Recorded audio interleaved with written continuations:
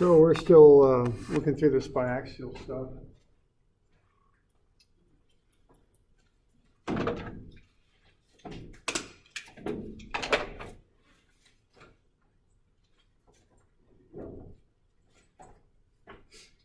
This starts on about, starts on 300.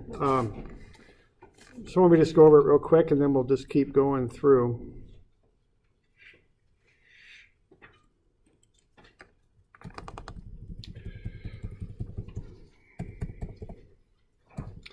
So a lot of loadings that we get into in engineering are biaxial. Bi meaning two, axial meaning axis. So they come from two directions. Now, of course, we live in a three-dimensional world, but a lot of our stuff that we design is rectangular and square and kind of built in a certain plane. So a lot of the stuff we do is biaxial. So what we do here is we can take a plate like you see on the top and cut a little differential element out of it and analyze that for stress. Our goal here is to find the stresses of the material, and we apply a bunch of forces to the object that the material makes up, okay? So I always think of having like a plate of some type and cutting a little element out of it and looking at it. All right, and again, we have our notation. Sigma x and y are in the x and y directions. Tau yx is in the y plane, which is normal to the y-axis in the x direction, et cetera, et cetera. We have our sign conventions. Tension positive, compression negative. Think of a shear as being like a couple as it acts on the two sides of the element. If it spins the element counterclockwise, it's positive. If it spins it clockwise, it's negative. Okay.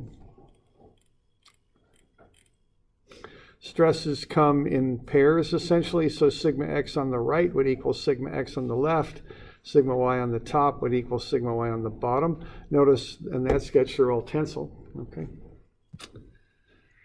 The shears are similar, except all four shears are equal, and one pair will be positive and the other pair will be negative. What that means is they meet in the corners, either the up left and down right corners, you might say northwest and southeast, or the opposite would be the up right and down left corners, northeast and southwest. Okay. Now, what we did here is we take an element, we cut an angle through it.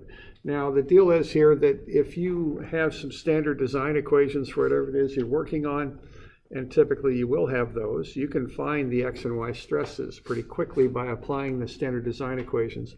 But what we might want to know is what's the stress at a given angle. And what we do there is an equilibrium process and come up with the stresses at any angle we want. The convention is we start at the vertical plane, and the positive angle then is counterclockwise, measured from the vertical plane. An example of why we might want to know this is we might have a board made of wood, and the wood might have a grain at a certain angle. So even though we already know the stresses in the x and y directions, we might be very interested in what the stress is at some angle as it would affect that line of the grain, which might be a plane of weakness. Okay. And we run through and we get these formulas. There's the sigma x1 formula. So that's the formula 25. And what that gets us is the stress on the plane at whatever the angle theta is there from the vertical plane as shown here. Okay, so that's referred to as sigma x1. X1 because if you start with a straight x-axis, and then you rotate an angle of theta, you end up at some angle there. So we're starting on the x-plane, let's say. And this stuff gets a little funny here, but why don't we just talk about that for just a second. So here's the x-plane right there. Notice that sigma x acting on the x-plane, the sigma acting on the x-plane is also in the x direction, okay? The plane is the vertical plane, but the stress acting on it is normal to the plane in the same direction as the x-axis. Well, if we take, by definition, if we take that plane and rotate it an angle of theta, right there, what our new stress is like that, and we call that sigma x1 because it's the x1 plane that we're on now, okay? So that's where that terminology comes from. We can also talk about tau x1, y1, the shear stress on the x1 plane in the y1 direction. Okay. So that's what we're doing. There's our formula 25, I think it is, for the normal stress on that rotated plane. And then here's the formula for the shear stress on that rotated plane. So if I have some plate with a series of stresses on it, and I want to know what the stress is on that angled element, what I do is I first collect sigma xy and tau xy. Those are given. The angle is given. Remember to always use the angle counterclockwise from the vertical plane. Regardless of what angle you're given, you want to calculate that angle in there. Plug that in to the formula, and you can find the normal stress on that 32-degree plane. If I'm looking at the element there, I might also want to find the normal stress 90 degrees off of that, which I could call in this case either sigma x1 for 32 plus 90 would be 122 degrees, or I could call it sigma y1 for 32 degrees. I could call it either thing. They're the same. Those are the same thing. And then I could also find the shear stress on that plane just by plugging the appropriate stresses and angles into the formula. So the shear stress formula is formula 26. Okay. So are we okay with that and drawing up the sketches and all that stuff? All right. All right. Okay, we did an example here, and when we did this example, we found out something kind of interesting, that we had x and y, sigma x negative 40, sigma y 310, tau xy negative 190. When we found the normal stress 120 degrees, we got 387, and that was bigger than the applied xy stresses. Okay, so what we're finding now is something that really matters to an engineer, and that is when you look at how these different stresses combine together and create these angled stresses, the angled stresses can be bigger than the xy stresses. That's what we've got there, okay? So that's the next step here, is to figure out what the maximum stress is in an element, because this can pop up and this can cause you a lot of trouble, because you might just look at the xy stresses from the standard design equations and say, okay, I'm okay with this design. But when you really get in there and look at the angled planes, you may not be. So what we want to do next is to find the maximum stresses in an element, okay, or in a plate or whatever it is you're looking at. Okay, and those are called the principal stresses. Okay. Now, the uniaxial loading that we did is a special case of biaxial loading. So what I'll point out about the uniaxial loading that we found out when I had you fill out this little sheet here when we did the uniaxial loading, is that the maximum and minimum normal stresses are 90 degrees apart, which kind of, to me, makes a certain amount of intuitive sense, okay? The standard cross-sectional plane has sigma max. 90 degrees off of that, I got sigma min. The shear on both of those planes is 0. And the maximum shear occurs, the maximum slipping occurs halfway between sigma max and min. And the normal stress on the tau max plane is the average normal stress. Okay? That's what we found out from uniaxial loading. And see, that applies to biaxial also, as it turns out. It's kind of easier to see it, though, perhaps on uniaxial. So to figure out where the principal stresses lie, the maximum and minimum stresses, we go through a mathematical process. We take that equation 25, the general normal stress equation, and we take a derivative of it with respect to the angle, because this will allow us to find the angle at which the maximum and minimum normal stresses lie. And what we do then is we set the derivative of the normal stress with respect to the angle to 0. And then we go ahead and run the derivative on what's inside, solve for the angle, and we get this equation here, which is equation 27. And this is the formula we can use to find the angle at which the max and min normal stresses lie. Tangent 2 theta is tau xy divided by sigma x minus sigma y over 2. Okay, so that's equation 27, and that's how you can find where the maximum and minimum normal stresses lie.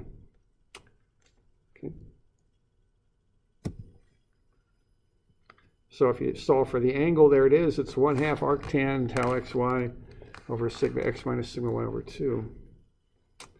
Okay. Now, if you were to take that angle and plug it into equation 25, the general normal stress formula, you'll come up with this formula here, which is equation 28. That tells you what the maximum and minimum normal stresses are, what their magnitude is. All right.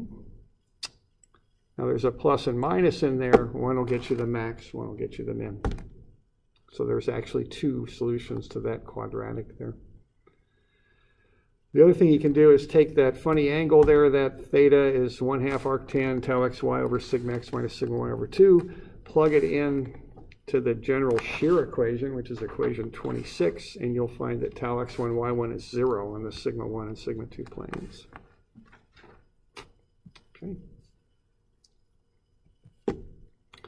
All right, so there's a maximum normal stress and a minimum normal stress. They act on angled planes that meet this equation. Now, one thing that I'll point out about this equation is that there's two solutions to it, to an arctan equation. They're 180 degrees apart. You know, if you look at the tangent function, it always, if you have a given tangent and you take an arctan, there are two solutions and they're 180 degrees apart. That'll hold for the 2 theta angle. So the thetas themselves are half of 180 apart. They're 90 degrees apart. So what's going to happen there is you're going to have two angles at which the max and minimum stresses lie. They're 90 degrees apart.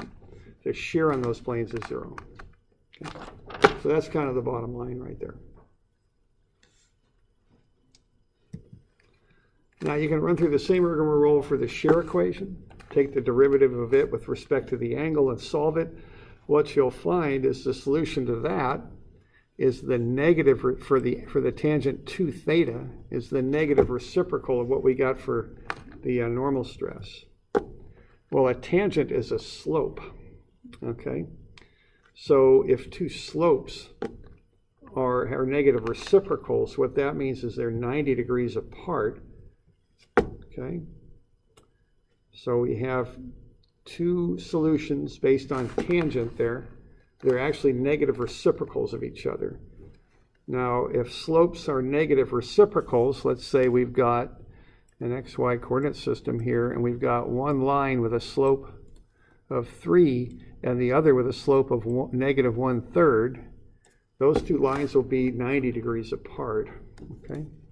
A tangent is delta y over delta x. It is a slope. Okay, that's what a tangent is. The tangent trig function is a slope. So the slope of the 2 theta angles for the maximum normal stress and maximum shear stress are 90 degrees apart.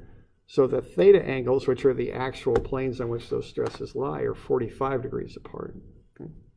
So the maximum shear stress is 45 degrees off of the maximum normal stress. All right, so that's right here.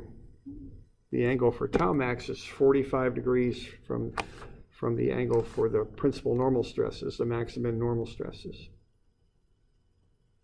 Okay, if you plug that angle into the general shear formula, you'll get plus or minus square root sigma x minus sigma y over 2 squared plus tau xy squared. That's the second term of the formula for the maximum normal stress. Okay, right there. And if you take that angle and plug it into the general normal stress formula, formula 25, what you're going to find is the normal stress at that angle is sigma average. It's sigma x plus sigma y over 2. All right. Now that's a lot of information. We got to work with it a little bit to kind of get it all figured out, but that's where we're going to start, okay?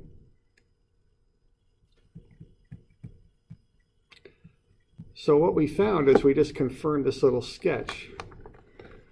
The maximum, what are called the principal normal stresses, sigma max and sigma min, are 90 degrees apart. The shear is 0 on those planes. The maximum shear stress is 45 degrees off of the principal planes. And the normal stress on that plane is P over 2A. Okay. Or excuse me, it's the average normal stress. Okay, so uniaxial is just a special case of biaxial. Now, the one difference is on uniaxial, the two planes of maximum and minimum normal stress are the x and y planes. In biaxial, they're probably not going to be. In biaxial, there's probably some random angle that they lie at. They're still 90 degrees apart, but they're not nice and squared up like you see in uniaxial. They'll be at some odd angle probably. Okay? So in biaxial, you'll probably have something like that. My pen isn't working right now, so I'm going to struggle a little bit writing, but I'll do the best I can. So that might be sigma max. And 90 degrees off of it might be sigma min, okay? But they're still 90 degrees apart, as you see in the uniaxial situation there, okay?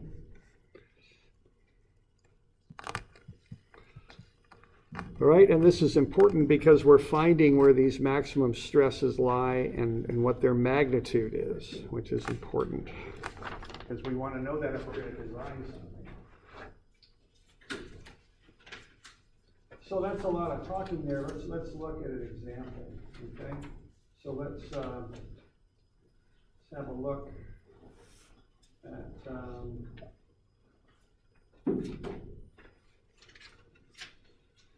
357.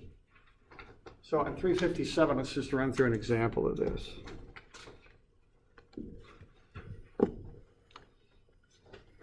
So what we got there is a plate with some stresses in the x and y directions. As I've mentioned a couple of times, you can find those if you've got a beam or a element under torsion or a pressure vessel or whatever the heck you're dealing with. There's standard equations that'll get you those, okay? So let's see if we can find the principal stresses and the maximum shear stress and the angles at which they act. So let's start by figuring out sigma x, sigma y, and tau xy. So why don't you fill those in with the proper sign, just to be sure that you can do that.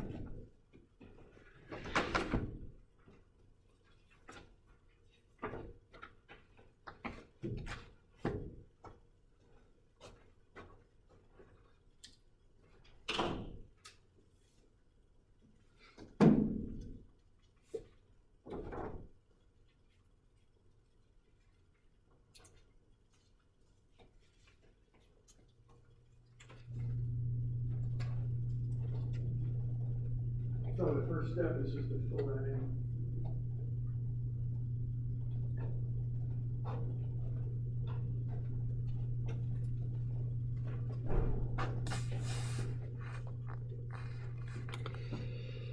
And again, watch the sign on these things.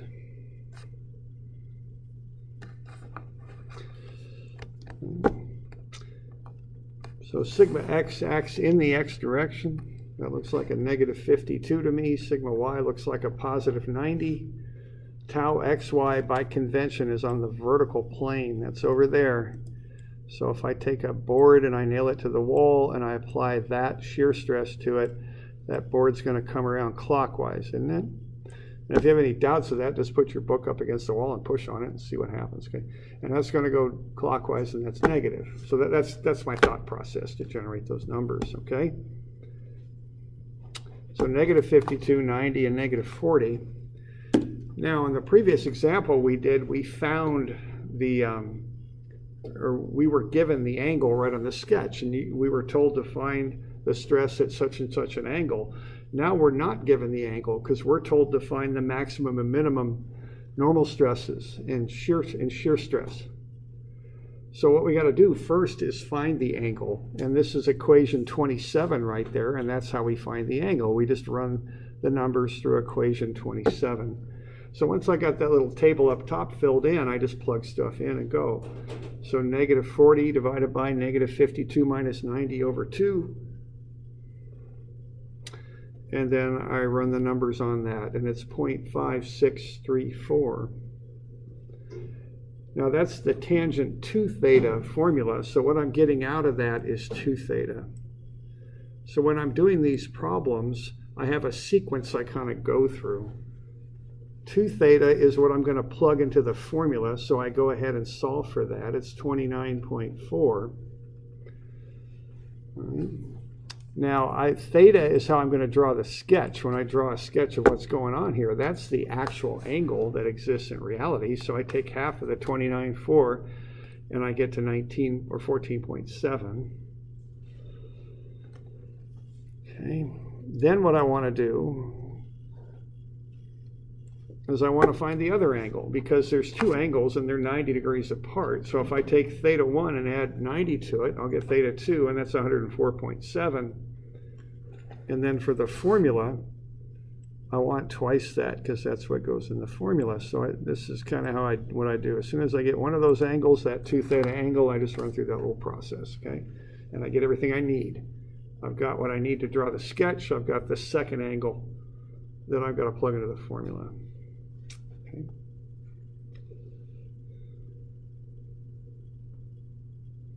So that's step 1 there. Or step 1 is to fill in that little 3 values up top. Step 2 is to find the angle at which the principal normal stresses act. Then I can start running the equation. And you got the equation down there. Now, I'm not going to use that fancy formula with the radical in it. There is a formula with a plus or minus radical that'll get you sigma x and sigma y directly, but I prefer to run the general formula. If I run the general formula, formula 25, with the angle that I know the principal stresses act, which in this case is 14.7, I'll get the max or min principal stress out, because that's the stress that acts at that particular angle. When I do it this way, there's an advantage to me that I know which stress acts at which angle. When I use the other formula that we derived ways back here, I've got a plus or minus radical in it, and I don't really know which one acts at which angle directly, okay? So I don't use that. There might be an instance if someone says, hey, what's the biggest stress in this? I'd probably use that because it's the quickest way to get there. But if I want to know what angle the biggest stress acts at, I do it a little longer way. I do it this way, okay? So I'm going to plug in that angle 14.7 into the general normal stress formula. And I run the numbers, and I'm going to get negative 62.5 megapascals when I run the numbers. So that's the stress that acts at 14.7 degrees. I've got those two linked together when I use this approach, which is an advantage, okay?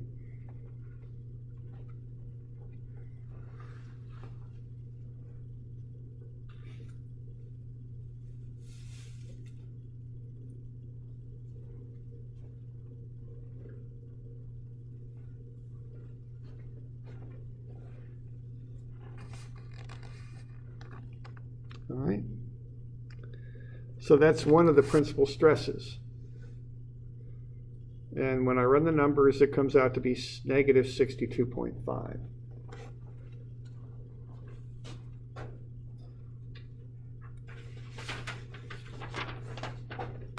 So we got any questions on that bit? Okay.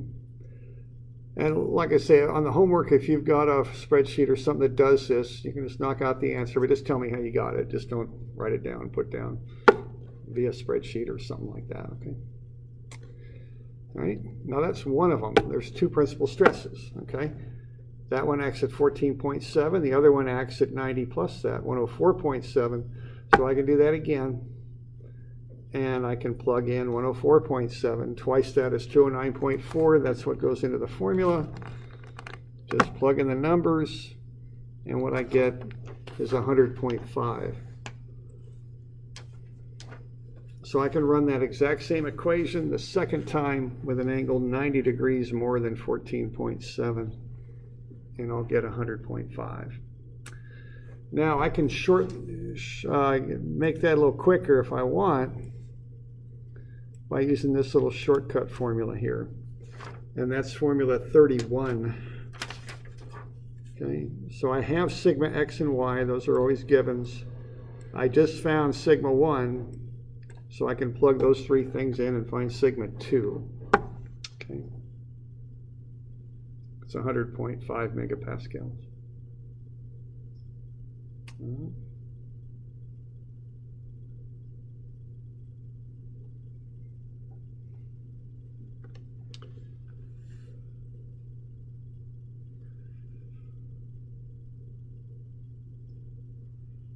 So we good with that? So that's what you might call the maximum and minimum normal stresses acting in that element there. That's as big as they get. Now, that is kind of a nomenclature that I'm not always comfortable with. That's kind of maybe I might call it a theoretical or mathematical nomenclature where we think of positive as being bigger than negative, you know. What I think about these particular answers is that's the biggest tensile stress because it's the biggest positive stress right there. The other one, I really wouldn't call that the minimum stress. I'd call that the biggest compressive stress. Okay. So in this instance, when I get the principal stresses, when one's positive, the other one's negative, what I'm getting is the biggest tensile stress and the biggest compressive stress. I kind of think more in terms of absolute values, you know. I don't consider a stress just because it's negative, which means compression to be at the minimum. You know, I don't think of it that way. That's the biggest compressive stress I got to design for. And then the biggest tensile's right there. You know, some materials act very differently in tension than they do in compression. A good example is concrete. You know, concrete handles compression quite well, but it doesn't handle tension very well. So I'd want to know biggest compressive, biggest tensile stresses in that case. Okay. So we all right with that?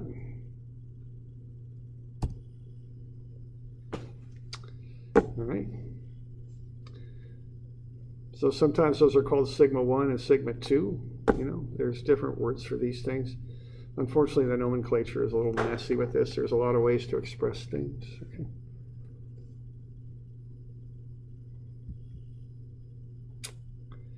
All right, now to draw a sketch here, what I do, I start with the angle. I know that these principal stresses act on an element oriented at 14.7 degrees. That was the first angle that I got.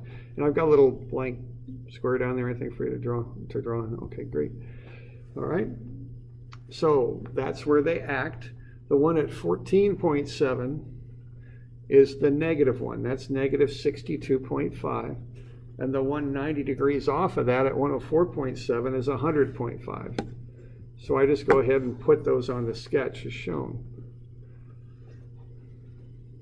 Now remember, when you've got the principal normal stresses, the shear on those planes is 0. So there's no shear shown on there because none exists. On those principal planes, it's just pure axial stress, tension or compression.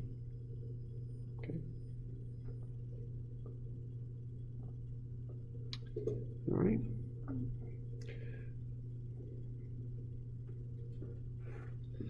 So we're doing all right with that? Okay.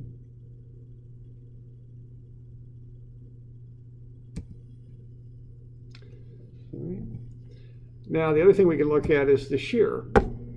So tau max, I'm going to use a similar process to find it. I'm going to take the angle for the principal normal stress, which was 14.7, I know the maximum in-plane shear acts 45 degrees off of that, so I'm going to take 14.7 plus 45.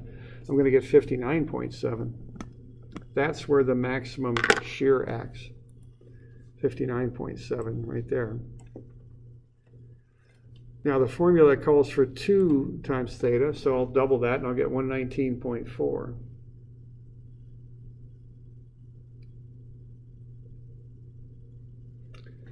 Okay, and then I'll just plug that in. Once again, I'm just going to use the general shear formula. Formula 26 there. That's the formula to find the shear at any angle I'm interested in.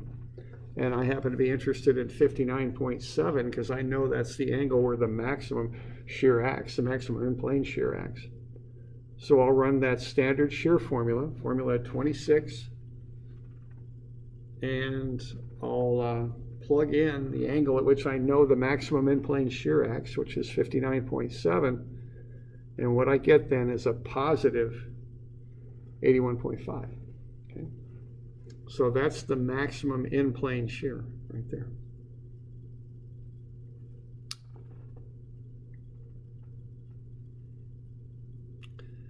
We okay with that? So what I'm finding here are what I call the design values. These are the ones that I have to design for.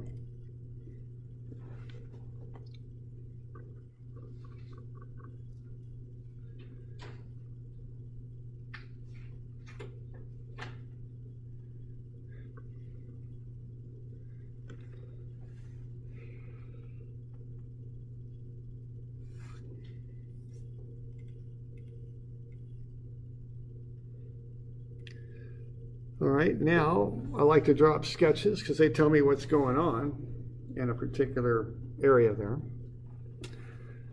So here's what I got. I know that these maximum shears act at 59.7.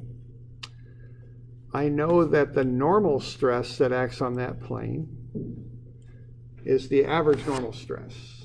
That's the normal stress that acts on the tau max planes. So I just take sigma x and y, I add them up and divide by 2, and that'll get me the average normal stress, which is 19. So that acts on these planes of maximum in-plane shear stress. Okay.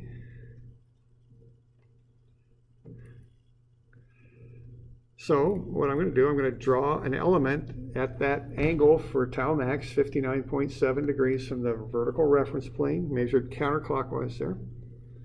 And then I'll show these shears acting on there. Now the shear that acts at 59.7 is a positive 81.5.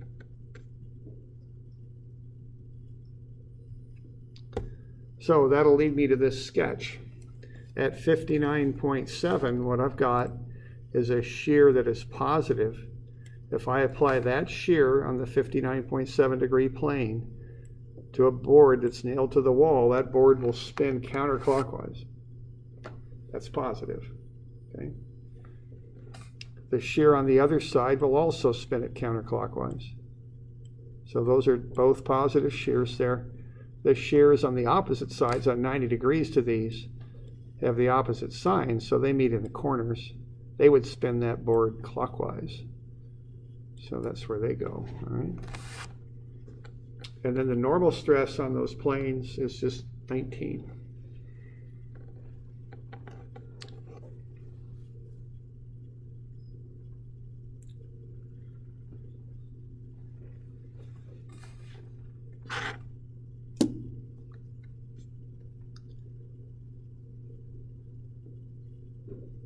All right.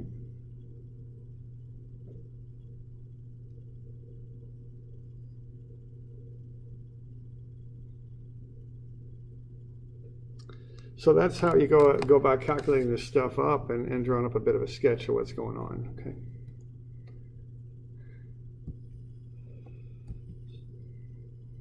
So we end up with two sketches, the maximum in-plane shear sketch there, and then the maximum normal stress sketch right there. And we've calculated the numbers to put on there. So that gives us some indication of where these maximum stresses lie and what they look like in an element. Okay.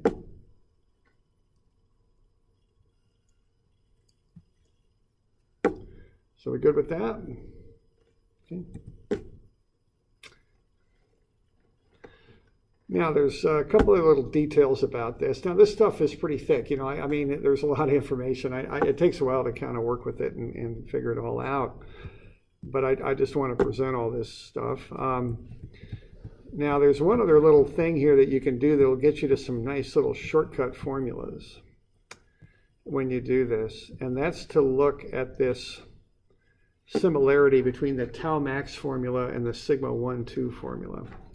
Okay. And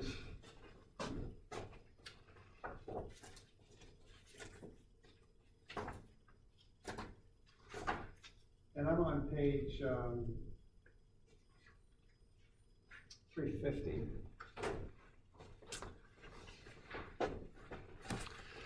Now here's the formula if you just want to calculate the maximum normal stress in an element. It's right there. It's sigma x plus sigma y plus or minus, because there's two stresses, 1 and 2. The radical, the square root of sigma x minus sigma y over 2 squared plus tau xy squared. Here's the in-plane tau max formula. Notice that it's a radical and it looks exactly the same as that. Well, you can plug tau max into those formulas instead of using that radical for the sigma 1, 2. And from that, you can develop some nice little shortcut equations. So instead of saying sigma 1 and 2 or sigma x plus sigma y plus or minus the radical, you can just plug the tau max in for that radical because they're the same formula. So then you can get sigma 1 and 2 or sigma x plus sigma y over 2 plus or minus tau max. All right. And so sigma 1 then is sigma x plus sigma y over 2 plus tau max, and sigma 2 then is sigma x plus sigma y minus tau max, over 2 minus tau max, because we got a plus or minus in here. All right. We can add, or excuse me, subtract sigma 1 minus sigma 2, and this sigma x plus sigma y over 2 stuff cancels. And we get tau max minus a negative tau max. So that tells us that sigma 1 minus sigma 2 is 2 tau max. So tau max is plus or minus, as it turns out, sigma 1 minus sigma 2 over 2. So if you take the difference between the principal stresses, the max and min normal stresses, take the difference, subtract them, and divide by 2, you get a shortcut formula to get to tau max. So that's kind of a handy one there. And the other thing you can do is add sigma 1 and 2, and when you do that, the tau maxes cancel. And what you get is sigma x plus sigma y. So sigma 1 plus sigma 2 is sigma x plus sigma y. So what I've got now are the formulas 30 and 31 on your formula sheet. Those are kind of shortcut formulas that can get you answers quick. They don't always get you the angle at which things act, but they can get you answers pretty quick, okay?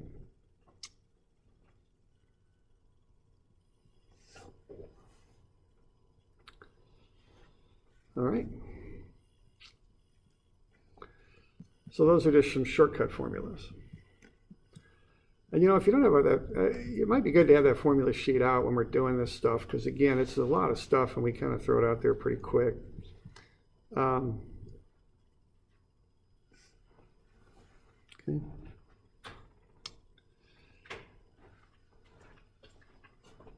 Anybody need a formula sheet? I've got a few of them here if you need one.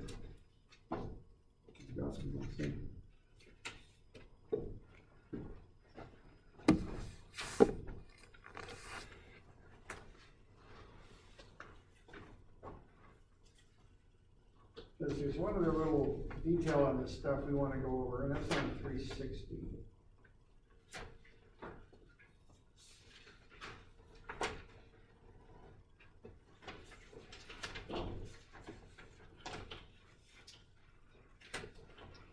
Now with that shortcut formula, what we got for tau max is it's plus or minus sigma max minus sigma min over 2. Okay. Now, one thing to keep in mind here is we're dealing with biaxial loading. So sigma max and min are generally sigma 1 and 2, but we're in a three-dimensional world. So if we're doing biaxial loading in a three-dimensional world, sigma z, the third dimension, that stress is 0, because we're just talking about biaxial stress.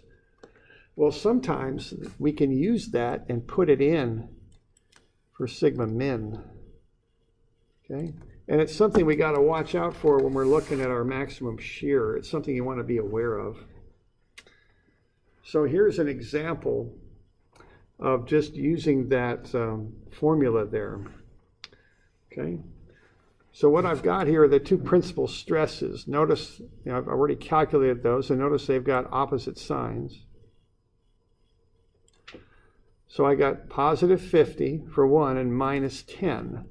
So if I want to find tau max, I can take the positive 50 minus a negative 10 over 2, and that'll get me plus or minus 30 megapascals. That's the biggest shear stress in plane. And that acts at a 45-degree angle there, which would be right along that plane. So that's where that maximum shear stress would act, 45 degrees off of our principal planes. Well, there's another possibility for tau max, and that's out of plane.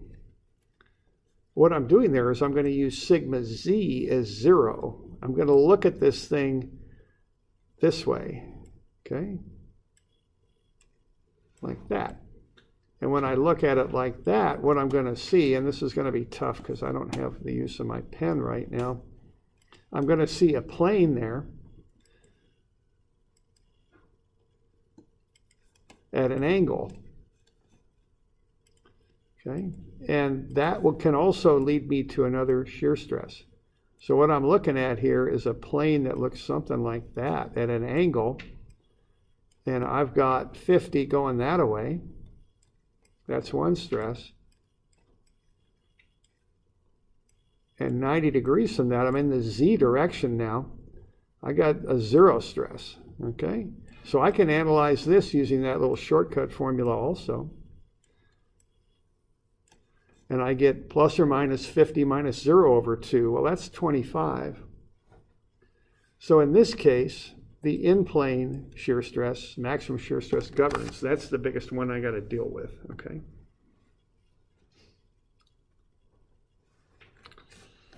But there are cases when this out-of-plane shear stress governs. It's the biggest, and you got to be aware of that and deal with that, okay? So here's a second example. And in this case, my principal normal stresses have the same sign, positive 50, positive 10. When I plug those in, I get tau max is plus or minus sigma max minus sigma min over 2. 50 minus 10 over 2, plus or minus 20. But now when I look at that angled plane, you can see what happens here. I've still got that 50 going this way when I look at it. So that's 50. And on the other 90 degrees off of that, I got 0. Because 90 degrees off of that is sigma z, the stress in the z direction.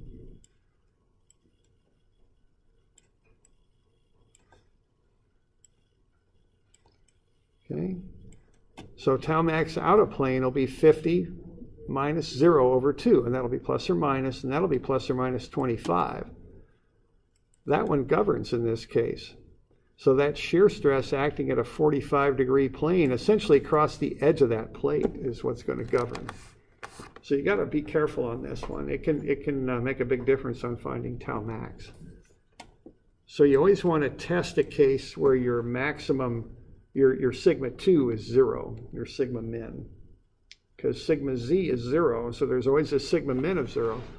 Just be sure that that doesn't get you a larger shear stress than using your in-plane minimum shear stress, okay?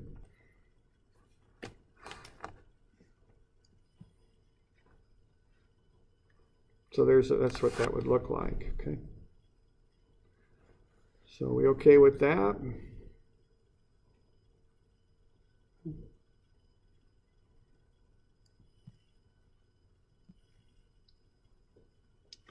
Okay, I've got a second example, and I'm not sure, my copy's old. Do you have this, Susan? What page is that? 362? 362? Okay, so 362, I've got an example of this. Oh, yeah, there it is. Okay, now this is just like the example we worked with before, like this one, okay, where we found those principal stresses. We approach it in the exact same way, okay? The only thing that'll be a little different about this will be how we end up with it. But you know, it's just like this example we worked before. We find sigma x, sigma y, and tau xy. We find the angle, and then we plug all that stuff in, okay, and find these in-plane principal stresses. So I got sigma x is 120, sigma y is 50, tau xy, that's a positive tau xy, isn't it? Because it's going that way. And that would rotate that element counterclockwise, so that's why it's positive. I plug all that stuff into the tangent 2 theta formula. I find 2 theta's 40.6, theta 1 is 20.3. Add 90, I get 110.3, and double it for the formula, I get 220.6. I plug those angles into the general normal stress formulas, and I get the two principal stresses, 131.1 and 38.9. Okay.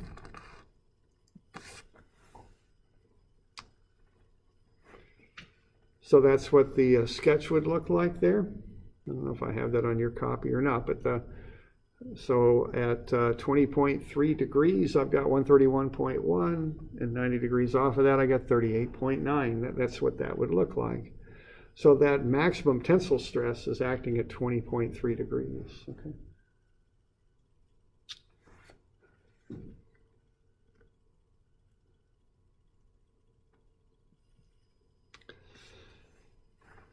Now, the maximum shear, when I run this, the in-plane maximum shear would occur 45 degrees off of the 20.3 degree angle I just calculated. So I add 45 to that, I get 65.3. I plug that into my general shear formula there. And what I get when I do that for the maximum in-plane shear is I get negative 46.1, okay? The average normal stress there is 85. So I can go ahead and make a sketch out of that. 46.1, that's negative on the 65.3 degree plane. So that shear stress would rotate that element clockwise. So that's a negative. And then the average normal stress is 85, okay? So that's my biggest in-plane shear stress. It's 46.1. Now let's have a look at the out-of-plane shear stress and see how it compares, okay? So what I would do to find that is I would use this formula here. Tau max is plus or minus sigma max minus sigma min over 2. Okay. And I'll run that twice just to kind of check things out.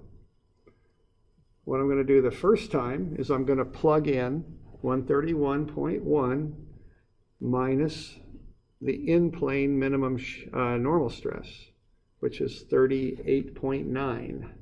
I calculated that up above. Subtract them and divide by 2, and I'm going to get 46.1. That's the in-plane maximum shear stress. Okay. And I've got that shown right there. Okay. Oops. But I've got to be a little careful here because it turns out I'm not going to design with that value, all right? What I'm going to do, I'm going to check the out-of-plane maximum shear stress.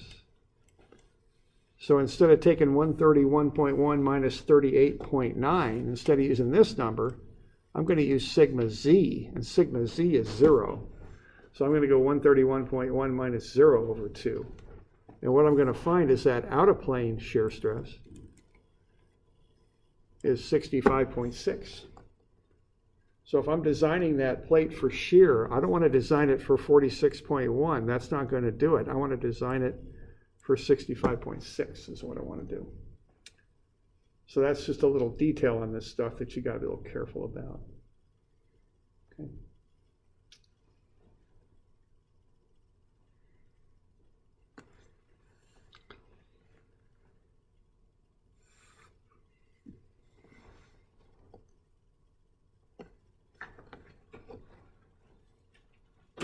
We got any questions on that a little bit?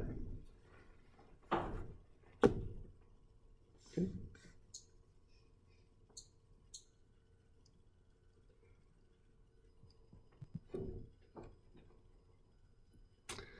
So that's a bit on principal stresses there. So what we're finding again is we're finding the angle at which they act by using the tangent 2 theta formula. We use that angle that comes out of that tan 2 theta formula. We add 90 and use that second angle, and we find the in-plane max and min normal stresses. And then we've also got a formula to find the shear stress, which is 45 degrees off of that. That'll be the maximum in-plane shear stress, but you do want to use this little shortcut formula here and check that out-of-plane shear stress because that matters too. Okay. All right. So why don't we take a break here, and then we'll carry on to one other thing here with biaxial stress before we're done with it, okay? So we'll take a break, 10 minutes, so we'll start up at 4 by the clock up there.